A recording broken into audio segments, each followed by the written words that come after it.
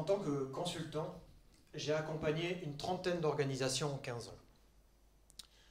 Ces organisations, je les ai accompagnées durant des transformations dites DevOps ou encore agiles.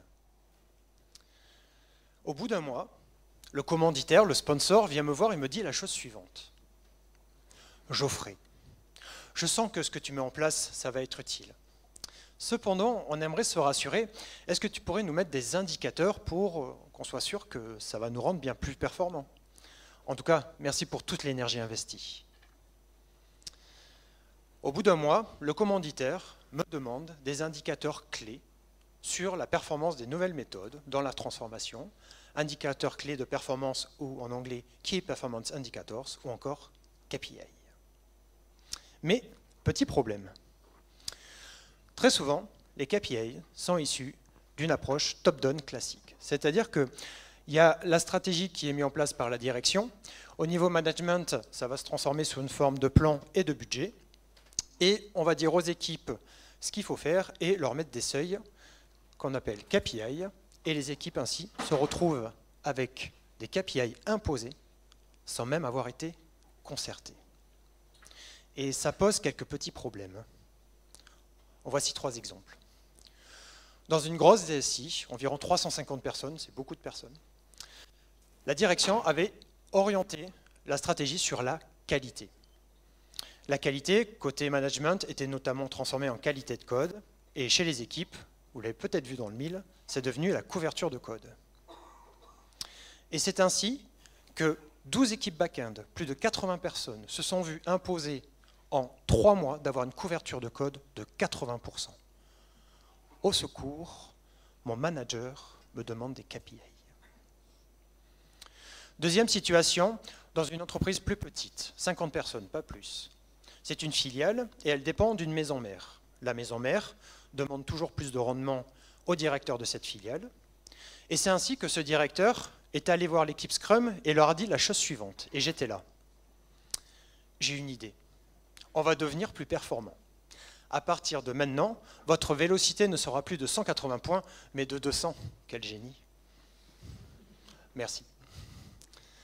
Au secours, leur manager leur demande des KPI. Dernière situation, celle-ci, je ne l'ai vue qu'une seule fois, mais là, c'est salé. J'étais en train de terminer une conférence au Devox et une personne est venue me voir. Elle me raconte qu'elle était leader technique dans une équipe et qu'elle et ses équipes n'arrivaient pas à livrer à plus de 4 à 5 fois dans l'année. Les processus, les interactions, la communication, les vrais problèmes du terrain empêchaient de livrer plus. Eh bien, son responsable est venu le voir et lui a dit la chose suivante à cette personne. On va devenir plus performant. J'ai vu les Dora Metrics, ça a l'air génial.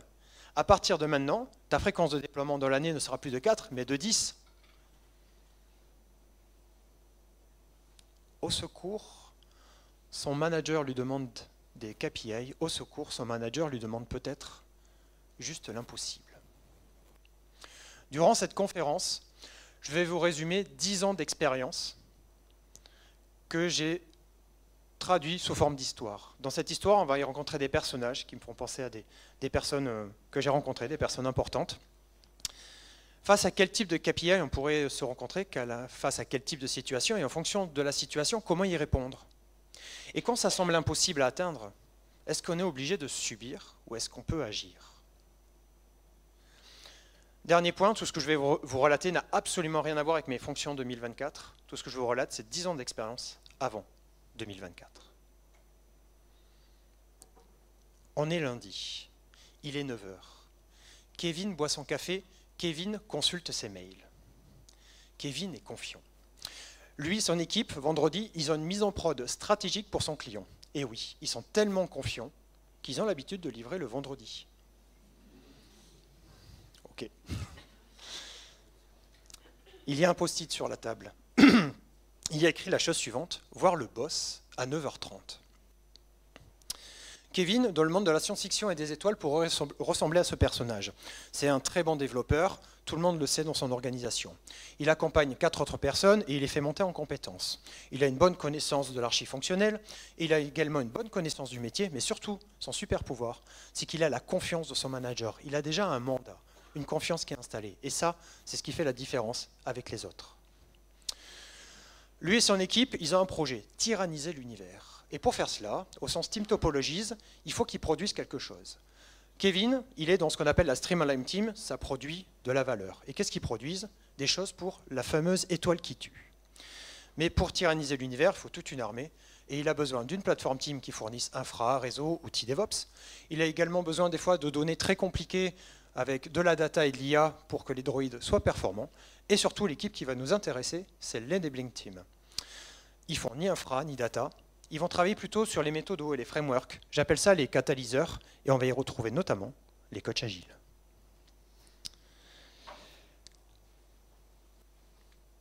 Le produit de l'organisation.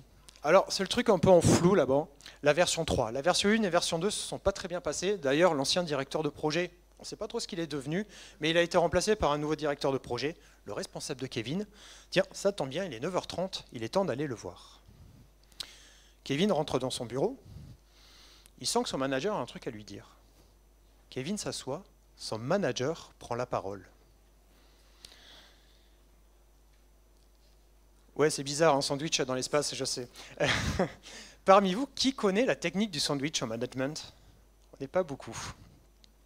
Un sandwich, c'est quoi? Une tranche de pain, de la garniture et encore une tranche de pain. Dans certaines stations de métro ou de train, la garniture n'étant pas terrible, on la cache derrière 2 belles tranches de pain.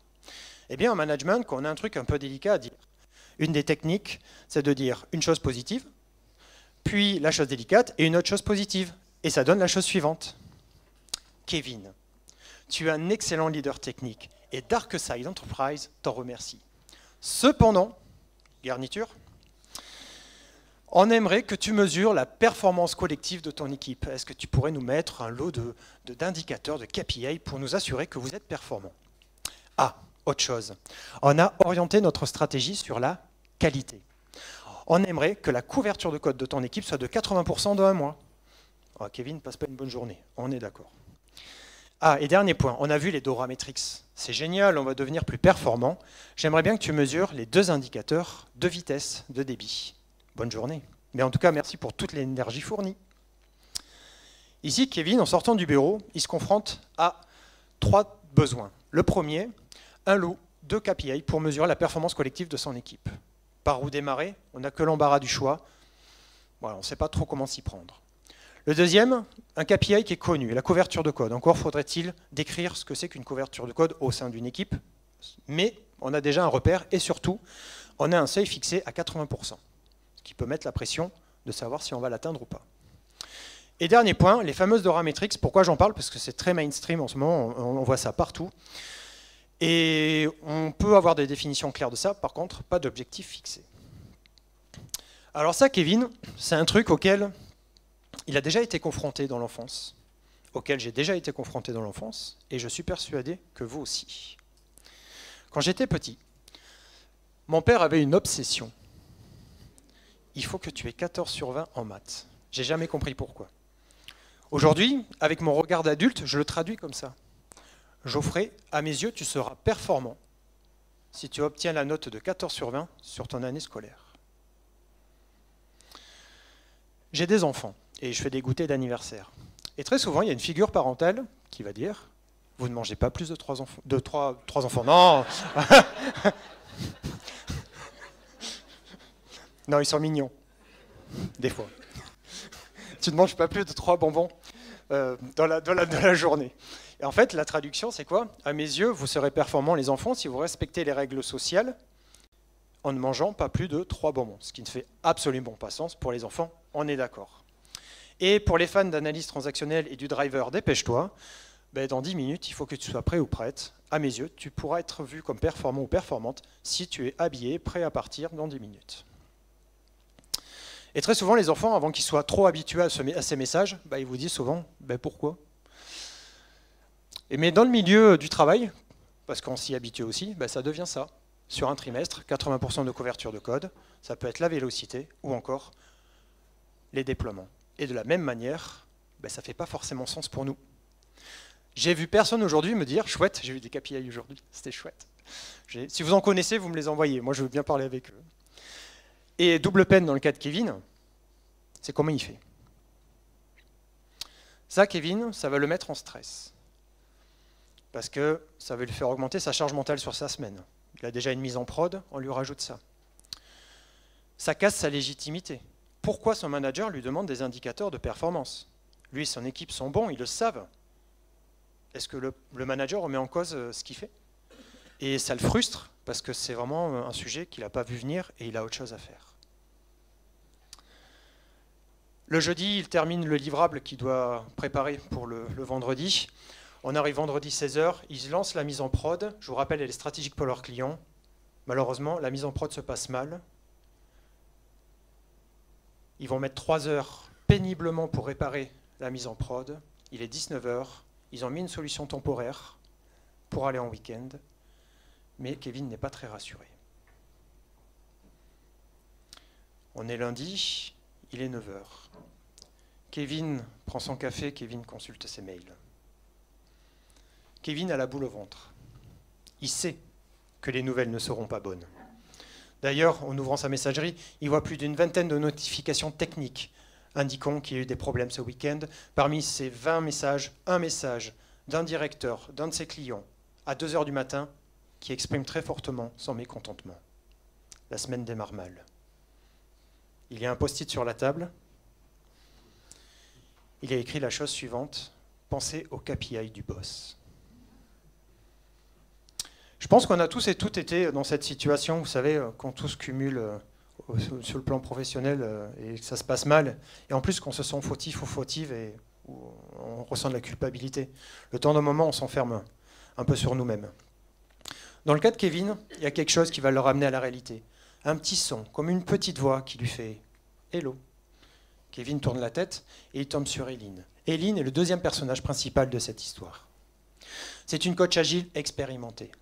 Elle est conférencière, elle va à beaucoup de conférences, elle a une culture incroyable. Elle est dans l'enabling team, elle ne fait pas d'infra ni de data, elle va travailler sur les frameworks, les méthodos. Elle a un super pouvoir. Elle utilise des post-it, elle écrit dessus, elle les met à droite, à gauche, on ne comprend pas trop, on la laisse faire, mais ça nous aide. Elle appelle ça l'empirisme. Et comme on ne discute pas trop dans l'équipe, elle nous a amené ce qu'on appelle la culture du feedback. D'ailleurs, Kevin utilise cette technique pour faire part de ses problématiques à Eileen. Eileen l'entend. Et dès le lundi après-midi, parce que c'est son rôle, elle va l'accompagner et lui enseigner 3 leçons. Première leçon, rends clair ce qui est obscur. Yes. Tu l'as eu, hein? Ici, ils vont traiter le cas des Dora Metrics. Alors, je vais commencer par celui-là. Les Dora Metrics, si vous n'avez pas entendu parler, c'est 4 indicateurs. Là, il y en a 5 depuis 2 semaines, bon, peu importe. Et en fait, la promesse, c'est d'être plus performant. Bon, je ne vais pas rentrer dans les détails. Ce sont des compteurs. D'accord? Aujourd'hui, c'est un petit message, là, je vois une obsession aujourd'hui sur la toile. Il y a beaucoup d'énergie fournie autour d'une seule chose. C'est de la performance de l'équipe de développement. Moi, j'ai envie de dire, foutez-leur la paix. Foutons-leur la paix. Parce qu'ils n'en demandent pas tant. Moi, je pense qu'au lieu de mesurer et challenger la performance et la productivité des développeurs, on devrait plutôt mesurer et challenger la qualité de nos processus d'organisation. On devrait mesurer et challenger la qualité des interactions et de la communication de l'organisation, qui est aussi un frein à l'équipe de développement. Et enfin, on devrait également mesurer et challenger la capacité au management, à la direction, de récolter les vraies problématiques du terrain, qui sont très souvent les freins aux développeurs. Les Dora Metrics, ce sont des compteurs. Un compteur sans moteur, ça ne vaut rien. Et comme dit Eileen, on doit faire avec. Alors, on y va. Les 2 premiers indicateurs de débit. Je vous rappelle, il y en a 4, 2 de débit, 2 de stabilité. Le premier, qu'on appelle lead time for change en anglais, ou délai de livraison des modifications. Ça signifie quoi? Imaginez que vos développeurs ont du code à faire. Jusque-là, ça va. Ils font leur code et ils l'enregistrent. Cet enregistrement, on va employer un terme technique aujourd'hui qu'on appelle le commit, tout simplement. D'accord? Sans rentrer dans les détails. Donc, quand ce commit est fait, cet enregistrement du code est fait, le chrono de ce délai démarre. Tic-tac, tic-tac, tic-tac, tic-tac. Et il s'arrête quand le code a été envoyé en production. Donc, entre-temps, on se doute bien qu'il va y avoir quelques petits soucis. C'est pas aussi facile que ça. Comment on fait pour aller plus vite, pour automatiser, etc. Le deuxième indicateur, la fréquence de déploiement. Imaginez qu'en une année, vous livrez une étoile qui tue. Yes, vous y arrivez. Et puis l'année d'après, vous en livrez 2. Donc votre fréquence de déploiement, elle passe à 2. Et si vous en livrez 3, votre fréquence de déploiement, exactement. La vitesse ou le débit ne va pas sans stabilité. Vous ne pouvez pas rouler à 130 km/h sur l'autoroute sans vous assurer que vos pneus soient bien gonflés. C'est la même chose. La stabilité. Ici, on va être sur le délai de remise en service suite à une mise en prod loupée. Imaginez que pour une raison X ou Y, votre produit a été détérioré par un vaisseau rebelle.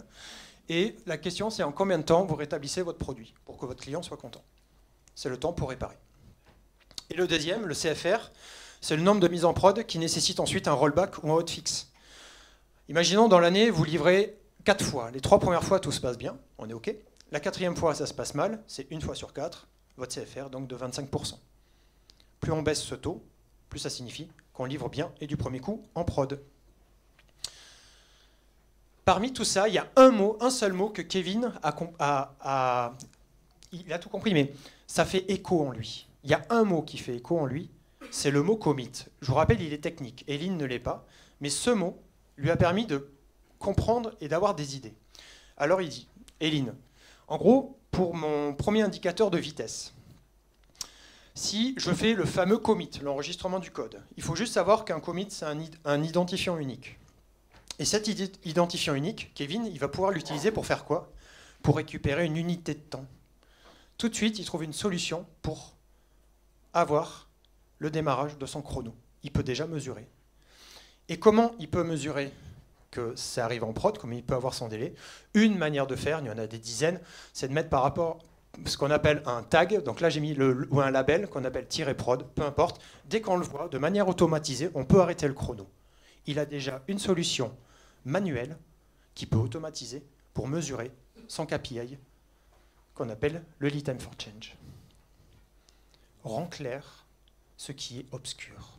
Un KPI doit être clair et aligné pour le maximum de personnes.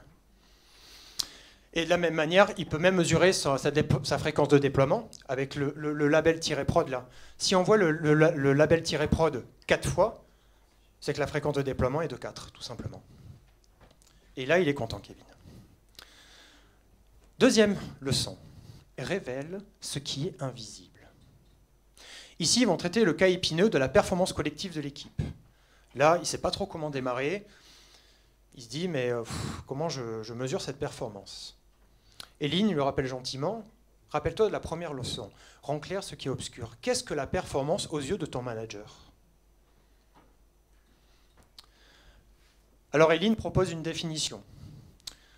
Aujourd'hui, une organisation, pour qu'elle soit performante, surtout dans un marché très concurrentiel, il y a 3 critères principaux. On va les réduire au profit, à la productivité, rentabilité, je l'ai dit, et la réduction des time to market. Aujourd'hui, Satya Nadella l'avait dit en 2017, le DG de Microsoft, une organisation aujourd'hui est une organisation du numérique. Votre business est fortement corrélé au logiciel que vous produisez, que vous utilisez. Donc, votre logiciel va avoir un impact sur votre business. Mais pour que votre logiciel soit performant, il faut pouvoir le mettre à jour régulièrement, le réparer régulièrement, ajouter de nouvelles options. Et donc, en fait, il faut être performant en quoi? À cette capacité à livrer en continu, tout simplement, du code. Et donc, cette performance en livraison continue va impacter votre business. Il y a d'autres aspects, hein, le bien-être au travail, la qualité, que vos managers doivent prendre en compte, que les managers doivent prendre en compte. Mais là, le côté business, purement économique, il passe principalement par ça. La question, Kevin, c'est comment tu rattaches tes pratiques d'équipe à cette notion de performance. Et là, je vous invite à faire l'exercice comme Kevin. Ils vont faire un workshop tous les deux. Et je vous invite à faire pareil. C'est parti. Alors Kevin, déjà j'ai une première question. Parmi les concepts que je vais vous présenter juste après, lesquels ou lequel utilises-tu au quotidien? Et je vais vous demander d'en choisir un. Faites l'exercice en même temps. Peut-être que comme Kevin, vous allez choisir les tests automatisés. J'explique pas ce principe. Peut-être que comme Kevin, vous allez utiliser le découpage en petits lots. Si je vous parle par exemple, ce concept, comment on peut le voir? Les user stories qui sont trop grosses, quand on redécoupe avec de l'invest par exemple, on a des unités de travail plus petites, plus faciles à manier. Voilà l'idée du concept. Peut-être que vous allez choisir plutôt les feedbacks clients-utilisateurs. Est-ce que ce que vous produisez répond aux besoins? Est-ce que ça a de la valeur? Etc. Est-ce que ça résout les problèmes de mon client si on est plus sur une approche produit? Peut-être que vous allez préférer le management visuel en parlant de Kanban ou d'outils qui aident à ça, comme Jira, Trello, etc. Et j'en ai mis une technique, s'il y a des personnes qui ont de l'appétence pour la technique, avec le monitoring et alerting. Je vous donne 5 secondes. Vous en choisissez une.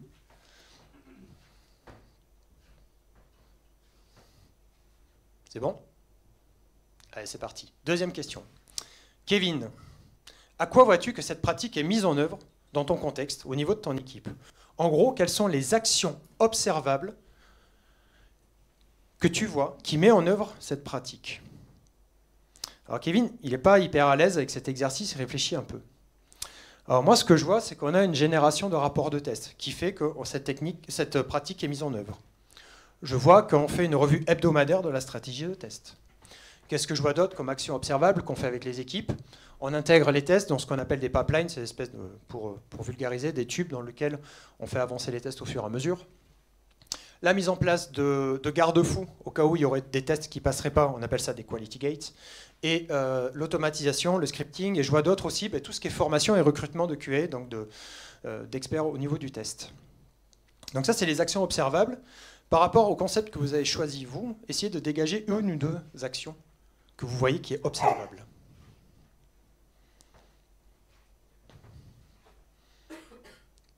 C'est bon? Troisième et dernière question. Kevin, quel chiffre, quelle métrique tu peux mettre autour de ces actions? Et là, l'exercice, il est encore plus dur pour Kevin. Bon, il se dit, comme on a des rapports de test, le nombre de rapports de test. Il trouve que ce n'est pas super pertinent, mais bon, il continue l'exercice. Le temps investi sur les tests. On a également la durée des tests, etc. Le volume de bugs, etc., etc. Ça, Kevin, et je pense que peut-être vous aussi, vous avez peut-être froncé les sourcils. C'est pas hyper pertinent. Unitairement, je sais pas, je prends un volume de bugs. Le volume de bugs, vous pouvez avoir demain 100 bugs, c'est 100 fois la même erreur, mais elle est totalement anodine, ça arrive. Et puis le lendemain, vous avez un seul bug. Par contre, celui-là, il vous plante la prod. Donc en fait, c'est pas super pertinent.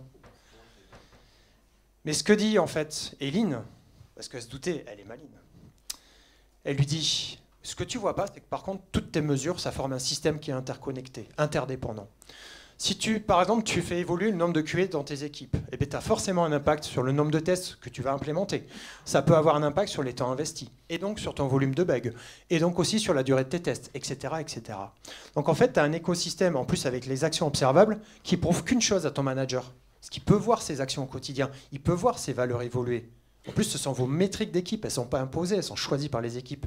Ça montre qu'une chose, c'est que ta pratique crée une dynamique. Si elle crée une dynamique, eh bien, elle est très probablement utile. Je vous laisse réfléchir au nombre de pratiques qui sont inutiles qu'on fait au quotidien.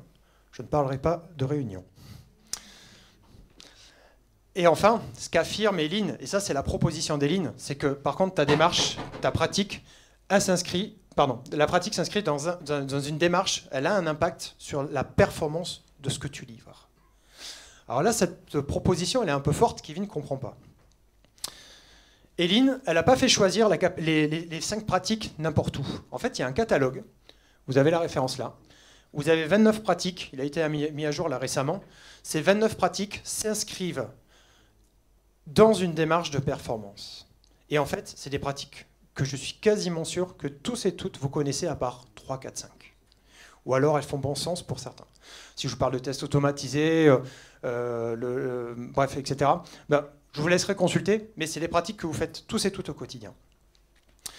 Et ici, aujourd'hui, il n'y a aucun expert de l'agilité, aucun expert DevOps qui a pu prouver que l'investigation qui soutenait ce catalogue, ça fait 10 ans qu'elle existe, cette investigation, personne n'a pu prouver que ce n'était pas pertinent.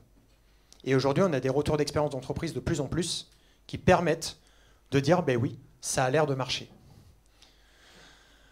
Alors, on repart. On a eu des pratiques d'équipe.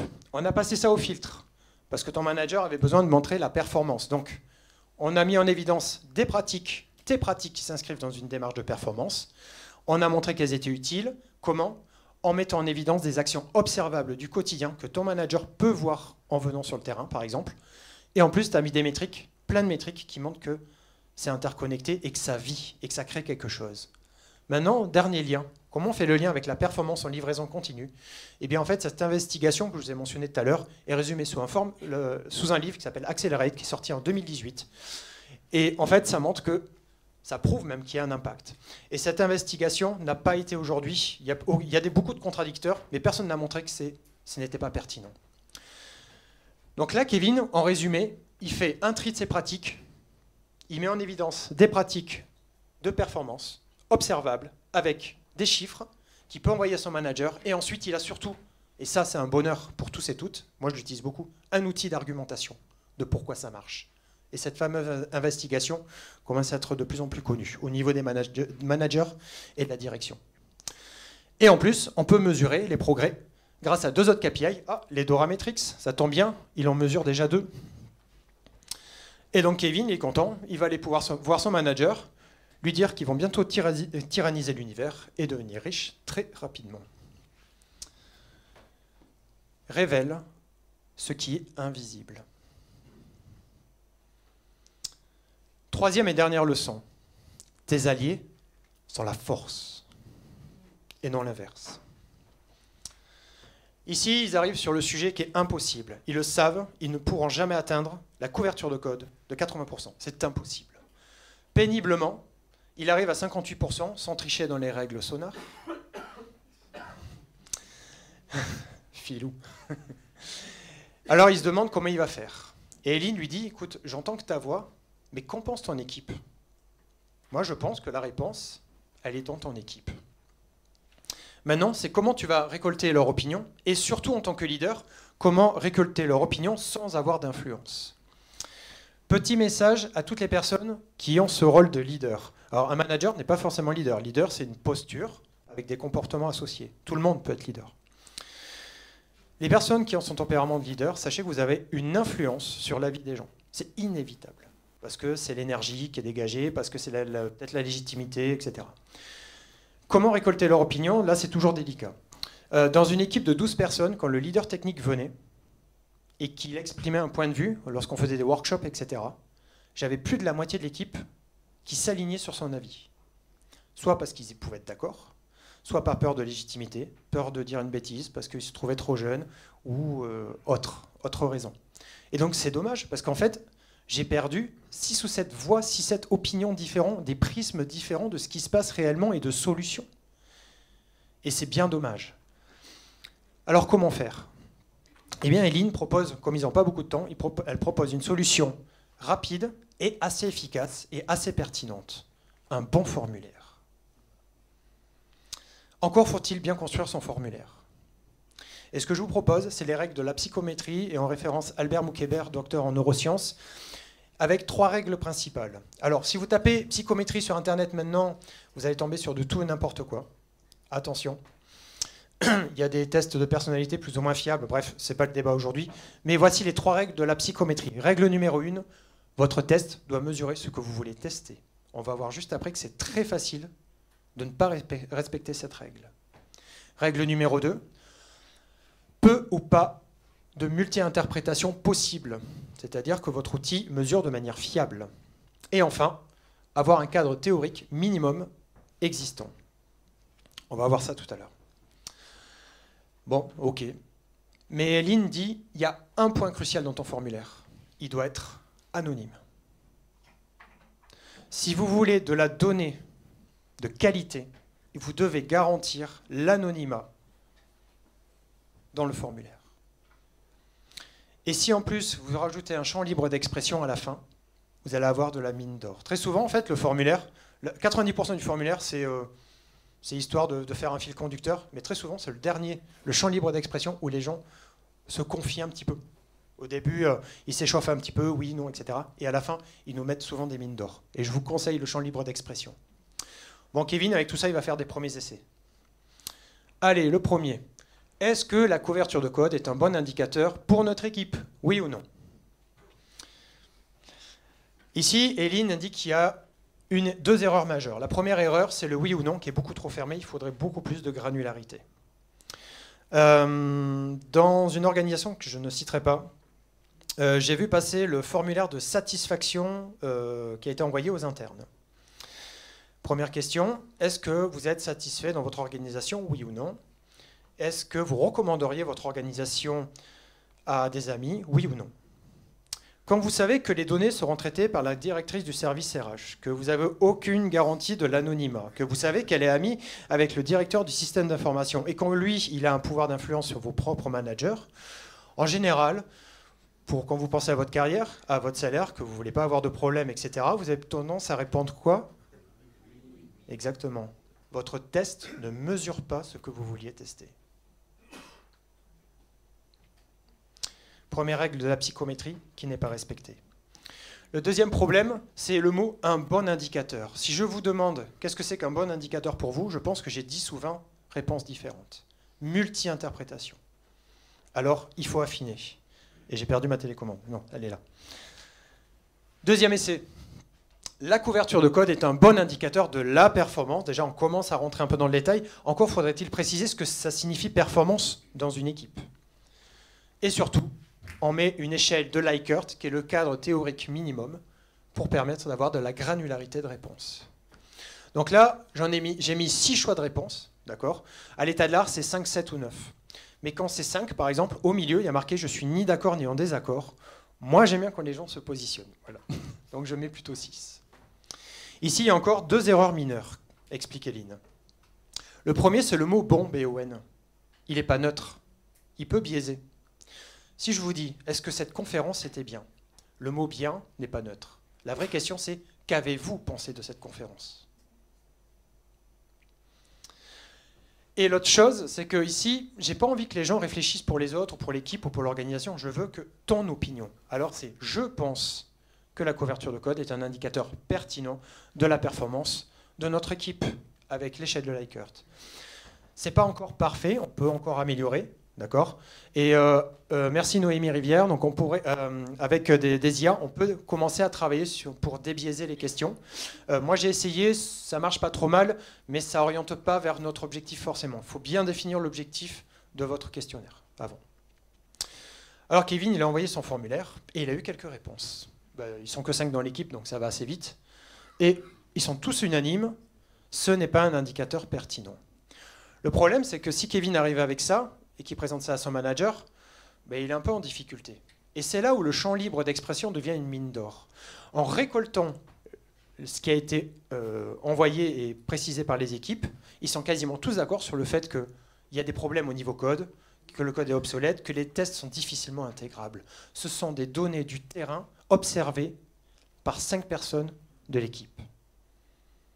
Et ça, Kevin, ça lui fait du bien parce que derrière, il a un outil d'argumentation qu'il peut présenter à son manager en toute sérénité, ou avec un peu plus de sérénité.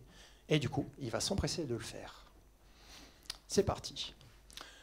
Monsieur Dark, suite à votre demande de KPI, je vous envoie ce mail pour faire un état d'avancement. Alors Kevin, il est malin. Il a compris la technique du sandwich. Il va l'utiliser. Nous avons réussi à établir des métriques de notre performance collective. Je vous invite à consulter le document en pièce jointe. Tac. Garniture. Concernant la couverture de code, nous sommes bloqués à 58% à cause de... Et quel bonheur de pouvoir mettre derrière des arguments qui sont des données du terrain observables et vérifiées par l'équipe à cause de la modularité du code, etc., etc. Et ça, c'est un vrai bonheur pour lui. Et dernier point, dernière couche de pain, vous serez ravis d'apprendre qu'on mesure déjà les 2 Eurometrics. Une automatisation est en cours. Bisous. Là, Kevin, il est super content de lui. Parce qu'après 1 mois de travail, il arrive à présenter ce sujet et il baigne dans l'effet Ikea. Vous savez, c'est quand vous faites votre meuble, il penche un peu, vous en fichez, c'est votre meuble. Et vous êtes fier. Ah, il reçoit une notification 2 heures après, son manager. Cher Kevin, merci pour ton retour, ton investissement pour Darkside Enterprise est précieux. Technique du sandwich. Ta couverture de code est bien loin des objectifs fixés, 80%. Cela ne sera pas entendu par la hiérarchie, mais on peut mettre en avant que tu mesures les Dorametrics et de comment tu peux les améliorer. C'est un peu lourd. Concernant la stratégie de mesure, j'ai rien compris. Chouette, super. Pourquoi on ferait confiance à ça? Il faudra m'expliquer. En tout cas, on te remercie pour tous les efforts fournis. Ça, je l'ai vu, je l'ai vécu, c'est dur à encaisser. Là, il y a une personne qui est en train de vous dire que votre meuble y penche et qu'en plus, il reste des vis par terre. L'effet Ikea se brise. Sur le moment, c'est un peu dur, ça pique. Pareil, on lui dit, à peine a-t-il mesuré les Dorametrix qu'on lui demande de les améliorer. Et puis la stratégie de mesure, il était super content avec les actions observables, les métriques d'équipe, et son manager dit, j'ai pas compris. Mais en fait, ce que j'ai réalisé, c'est que c'est pas grave en fait. Pourquoi? Premièrement, votre manager, lui aussi, va avoir de mauvaises nouvelles à donner à sa hiérarchie. Et c'est pas forcément évident aussi pour lui. Ensuite, le manager il doit faire tourner un système. Et puis en général, il challenge, il voit grand. Donc son but, c'est de challenger. Ils sont payés aussi pour ça. Et dernier point, sur la stratégie de mesure, on ne peut pas demander à un manager, il ou elle, hein, d'avoir la même culture que Eileen ou la même culture que Kevin. C'est pas possible. Mais c'est quand même dur à encaisser. Et le temps d'un moment, on peut se démoraliser et poser un genou à terre. Mais ce qui est bien, c'est que la vie est bien faite. Et comme on ne maîtrise pas tout, il y a des fois des belles choses qui arrivent. 2 jours après, à la machine à café, ils aiment beaucoup la machine à café, hein, j'ai l'impression, cette organisation, le manager vient le voir et lui dit la chose suivante. Ok, tu es bloqué à 58%, mais tu mets en évidence un vrai problème. En fait, ce que ne sait pas Kevin, c'est qu'Eileen a pris le formulaire et l'a envoyé à toutes les autres équipes du terrain. Et elle n'a pas récolté la voix de 5 personnes, mais de 10, 20, 30, 50, 60, 80, autant qu'elle a pu. Et 70% des personnes sont unanimes sur les mêmes problématiques, un langage obsolète, un code non modulaire, et les tests, c'est beaucoup trop coûteux de les intégrer. Ils bénéficient ainsi de l'effet de masse, peut-être d'un biais de généralisation, mais là, le manager, il a de la donnée, il a de la matière qu'il peut lui-même présenter à sa hiérarchie pour mettre en évidence une problématique majeure. Deuxième sujet, les fameux Dorametrix. Le manager essaie de voir plus loin, de challenger. Le manager a compris que c'était une solution assez facile à mettre en œuvre et il lui dit mais on peut la mettre à l'échelle du coup. Et ça, Kevin, il est content parce qu'on est en train de valoriser finalement son travail en mettant at scale, en mettant à l'échelle. Et dernier point, sur la stratégie de mesure, même si je n'ai pas tout compris, je dois vous soutenir. Je vous rappelle, Kevin a un mandat, a une confiance de son manager. Son manager lui fait confiance. Et c'est le seul lien qui fait qu'il va le soutenir. Et en plus, le manager fait confiance à Eileen. Ils ont un double mandat. Et au pire, qu'est-ce qui peut arriver? C'est de réussir. On est lundi. Il est 9 h. Kevin boit son café, Kevin consulte ses mails. Kevin est soulagé. Cette histoire de KPI, cette histoire de mise en prod loupée, c'est quasiment terminé. Il y a un post-it sur la table. Boire un café avec Eileen à 9 h 30. Ce qu'en tire, Kevin, de cette aventure, c'est la chose suivante. C'est qu'une approche top-down devient doublement efficace lorsqu'elle est complétée par une approche bottom-up. Et dans ce cas, ce qui a été fait, ce que j'ai vu, ce qu'on a expérimenté, c'est les choses suivantes. C'est de mettre en avant les problématiques du terrain, ce qui marche et ce qui ne marche pas. Et surtout, l'intelligence qu'on a eue, entre guillemets, intelligence, hein, c'est de les rendre visibles aux yeux du management. Mais derrière, on a compris aussi qu'il fallait argumenter, qu'il fallait sourcer. Et en fait, on allait chercher des données du terrain, dans l'animation, d'aller chercher des datas, d'aller fournir 2 types de data, des données quantitatives fiables, des chiffres, mais aussi des opinions et des données qualitatives en masse, des chiffres, des lettres, des chiffres et des lettres. Retenez ça. Hop. Et peut-être qu'avec tout ça, son manager pourra convaincre sa hiérarchie et changer les choses. Durant cette histoire, vous avez vu qu'on pouvait mettre en avant assez facilement les pratiques d'équipe. Il y a un catalogue, on met en avant les pratiques d'équipe en mettant en évidence les actions observables et les métriques associées. Et que tout ça, ça forme un système interconnecté. Vous avez vu aussi qu'il était important d'aller récolter l'avis d'un maximum de personnes. Pas 5 personnes, mais 10, 20, 30, 100, autant que vous le pouvez. Et enfin, 3 critères d'un KPI. Il faut qu'il soit clair, pertinent et surtout qu'il fasse sens. Parce qu'un jour ou l'autre, votre manager vous demandera des KPI, si ce n'est pas déjà le cas. que comme Kevin, vous vous sentirez frustré. Peut-être que vous remettrez en cause votre légitimité. Comme Kevin, vous ne saurez pas comment faire. Alors, osez manager votre manager. Osez aller de l'avant vers lui. Osez aller récolter l'avis de 10, 20, 30, 40, 50, 60 personnes. Et osez challenger les KPI comme vous le demande. 3 critères. Intention, attention, émotion. Intention, quelle est l'intention du KPI? Est-ce qu'il est clair et aligné pour tout le monde? Attention, à quoi je dois faire attention? À la data, à la donnée qu'il alimente. Et émotion, si vous préférez énergie, à l'annonce du KPI. Est-ce que cela génère de la dynamique ou au contraire de la démotivation? Intention, attention, émotion, énergie. Et peut-être qu'avec tout ça, ensemble, on changera peut-être la définition du mot KPI et qu'elle ne soit plus Key Performance Indicators, mais qu'elle devienne Keep People Interested. Parce que c'est ce qu'il y a de plus important, de garder les gens intéressés, de garder les gens impliqués. Et j'espère l'avoir fait aujourd'hui, de garder les gens inspirés. Merci.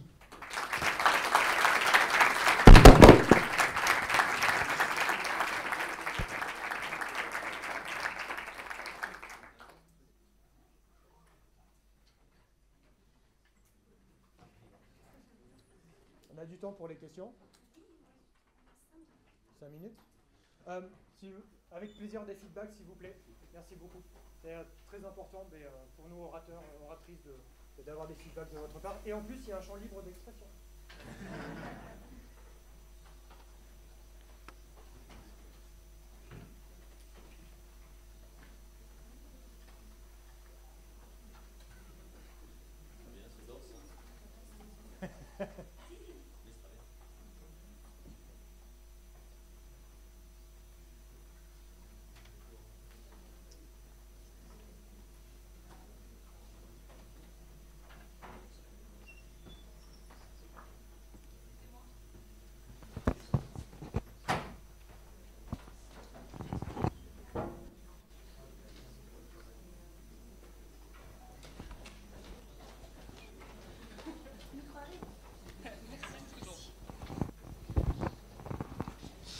Bonjour, merci beaucoup pour cette conférence. C'est pas une question, c'est peut-être plus une ouverture que j'aimerais ajouter. Je viens pas du dev à l'origine, je fais une reconversion professionnelle et je viens de l'urbanisme et de l'architecture. Pas réseau, tout ça, mais bâtiments, etc. Et à chaque fois, donc tout au long de la conférence, moi je pensais à une chose qui est de plus en plus intégrée dans la construction des villes, c'est la participation. Et dans tout ce que vous dites sur comment on va concerter, comment on va les s'approcher des gens, comment on va les intégrer dans les projets urbains, c'est pas la même chose, mais il y a des énormes ponts qui sont, jeu de mots, des énormes ponts qui sont entre les sujets, et je pense qu'il y a des choses peut-être qu'entre nos métiers et ces métiers de mon passé, il y a des choses qui peuvent se faire et s'auto-nourrir et construire des très belles choses. C'était une ouverture.